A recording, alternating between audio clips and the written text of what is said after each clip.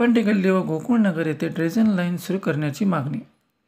दिनांक 2 डिसेंबर 2024 रोजी देगलूर शहरातील काही भागात अद्याप ड्रेजन लाईनचे काम पूर्ण झाले तरी अद्याप काही ठिकाणी सदर लाईनला कनेक्शन दिले गेले नाहीत.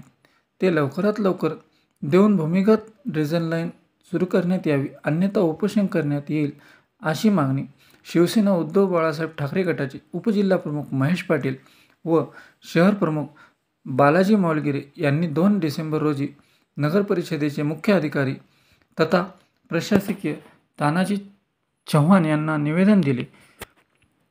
रिपब्लिकन महाराष्ट्र न्यूजसाठी देगलूर प्रतिनिधी धनाजी देशमुख.